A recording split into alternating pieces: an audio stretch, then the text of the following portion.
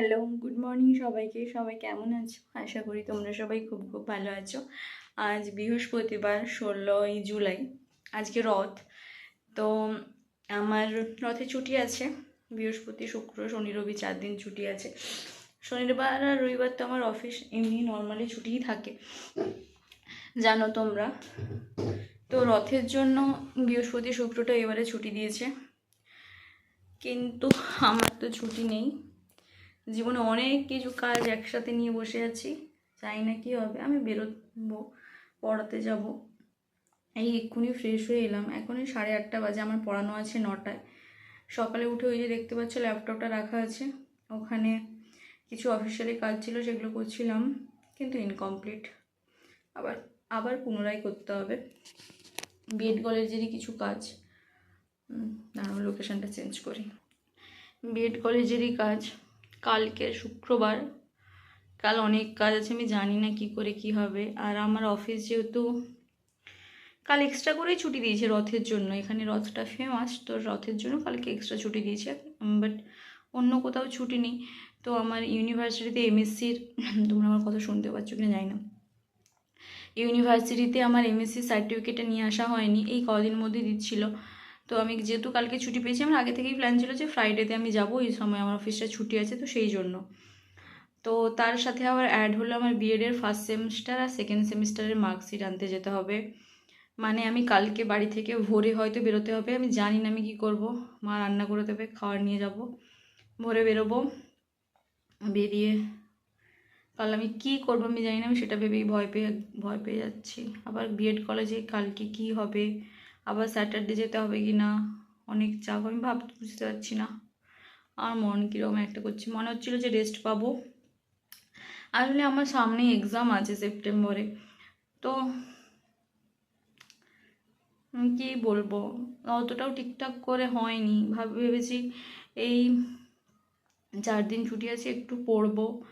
Complete হয়েছে, কিন্তু মানে একবার করে কমপ্লিট হয়েছে, মানে কোশ্চেন প্র্যাকটিস তো করতে হবে, বলো, কোশ্চেন প্র্যাকটিস, তারপর PYQ এগুলো করতে হবে, কিন্তু টাইম পাইনি। কী করে করবো আমি জানি না। যদি আমার এই 4 দিন ওই কাজের জন্য ছুটতেই চলে গেলো, তাহলে আমি পড়বো কখন? ফর্ম ফিল আপ করেছি, এক্সাম দেবো বলে, তো বলো, টাইম হয়নি। সকাল থেকে উঠেই এই তো গেল। ভাবলাম কালকে একটু খাটনি গেছিলো, কালকে অফিসে রথ ছিল, একটা শর্ট ভিডিও তোমাদের সাথে শেয়ার করেছি, দেখবে। রথ অফিসের ভেতরে তো কোনো ক্যামেরা বা ভিডিও করা অ্যালাউ না, ফোনই অ্যালাউ না, তো সেগুলো শ্যুট করা হয়নি। কালকে একটু টায়ারিং গেছিলো, তো সেই জন্য আজ সকালে একটু রেস্ট নিয়ে উঠেছি, একটু দেরি করেই উঠেছি, বিছান ঝেড়েছি।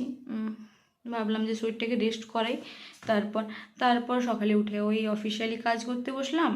দিয়ে এখন 8:30, পড়াতে যাব, পরপর দুটো পড়ানো আছে, 12:30 1টা বাজবে, এসে পড়তে বসবে, এসে বিকেল সন্ধ্যেবেলাটা পড়বো, অনেকটাই পড়া হবে। কিন্তু অনেকটা পড়া দরকার বলতে অনেকটাই দরকার। আমি যেটু একটু পড়ব, আজকে একটুই পড়া হবে, খুব যে বেশি পড়া হবে না, আমি চাইছি অনেক পড়া, কিন্তু সেই ততটা তো পড়া হবে না, একটু পড়া হবে। সেই তুলনায় আমি যতটা চাইছি সেই তুলনায় একটু পড়া হবে। এবার কী করে কি কমপ্লিট হবে, একটা নিজের তো একটা ইচ্ছা আছে যে এই রকম টাইপের একটা স্কোর করার ইচ্ছা আছে, এবার সেটা তো হবে না, জানি না। এবার কাল প্রচুর হেক্টিক শিডিউল, স্যাটারডে, তারপর আবার সানডেতে আবার পড়ানো। কালকে শনিবার মেদিনীপুর যাব, 3 দিন কি পড়া হবে, কালকে তো হবেই না মোটে, বলে কালকে আমি একটু বইয়ে হাত দেওয়ার টাইমটুকু পাবো না, আমি জানি। আর ঠিক আছে, ওটা আমি মেনে নিয়েছি, কারণ আমাকে সার্টিফিকেটটা লাগবে মাস্ট, মার্কশিট লাগবে মাস্ট বিএডের। কিন্তু এই যে হেক্টিক শিডিউল, এই বারবার যাতায়াত, তারপর গাড়ির ধকল, ওটা তো নিতেই পারবো না, আমার শরীর দেয় না, আমি জানি না। চলো, সকালে উঠে কোটা করলাম, এখনই ফ্রেশ হয়ে বকর করতে বসলাম, করতে দেখি 4:30 মিনিট হয়ে গেছে। এইবার তিতা খাবো, ব্রাশ করে নিচ্ছি, তিতা আর করেছে মা, কালমেঘ পাতার জল তিতা, সেটা খাবো, তারপর খেয়ে পড়াতে যাব। আর হ্যাঁ, সবাইকে জয় জগন্নাথ, জয় জগন্নাথ। কালকে আমার অফিসে খুব মজা হয়েছে, খুব মজা। ছোটো ছোটো বাচ্চারা ছিল, তারা সারা দিন জয় জগন্নাথ, জয় জগন্নাথ, জয় জগন্নাথ, তারপর এসে আমার ভাইকে পড়ানো ছিল, দিয়ে বোনের সাথে দেখা হয়েছে, মানে মামার মেয়ে, তাকে আমি শিখিয়েছি, বোন বল জয় জগন্নাথ বলে তাকে পড়ানো শিখিয়েছি। আমি কালকে সারাদিন সবাইকে বলে গেছি জয় জগন্নাথ জয় জগন্নাথ, আর তোমাদের সবাইকে জয় জগন্নাথ, হ্যাপি রথযাত্রা। চলো, বি পজিটিভ, লড়তে হবে, করতে হবে। এই বয়সে করবো না তো কবে করবো বলো? মাঝে মধ্যে মনটা একটু খারাপ হয়ে যায় যখন একসাথে অনেক চাপ লাগে। এই কথা যদি মাকে বা দিদাকে, সব থেকে বেশি হচ্ছে আমার মামা বাড়ির দিদাকে যদি এই কথা বলি, দিদা তখন আমাকে ঘুরিয়ে কথা শুনবে, তোকে এত কিছু করতে কে বলছিল, তোকে এত চাপ নিতে কে বলছিল? মাকে বললে পারবি না যখন এক্সামটা, কে ফর্মটা ফিল আপ করতে বললো? বলো, আমার তো ইচ্ছা থাকে, সব মানুষের তো একটা ইচ্ছা থাকে। আমি আজকে সকালেই মাকে বলছিলাম, আমি সকালে একটু এরকম কেন করছিলাম মার কাছে, তখন মাকে বলছি, মা বলো এই বয়সে করবো না তো কোন বয়সে করবো? আমি কি বুড়ো হলে আমরা স্বপ্ন পূরণ করবো? আমার এখনও কিছু কিছু স্বপ্ন আছে, সেগুলো আমি এখনও স্টার্ট করে উঠতে পারিনি। আমি ছোটোবেলাতে করতাম, কিন্তু মাঝে একটা সময় চলে গেছে ওই পড়াশোনার চাপে, সেগুলো আনার চেষ্টা করছি। টাচউড, কেউ নজর দেবে না,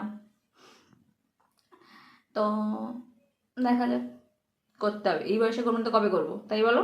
চলো এখন আমি ফ্রেশ হই, রেডি হয়ে তিতা খেয়ে যাই। মাঝে মধ্যে একটু মন খারাপ করে, ওটা তো সবার হয় বলো, সবারই মাঝে মধ্যে একটু ব্রেকডাউন হয়, আবার এনার্জি পায়। এই যে ক্যামেরা করলাম, এই যে নিজেকে দেখছি, আর আমাকে তো নিজেকে দেখতে খুব সুন্দর সুন্দর লাগছে, আর নিজেকে দেখতে ভালো লাগলে মনই ভালো হয়ে যায়, আর তখন কাজের একটা আলাদাই স্পিরিট আসে। চলো টাটা, আমি গিয়ে এবার নিচে তিতা খাই।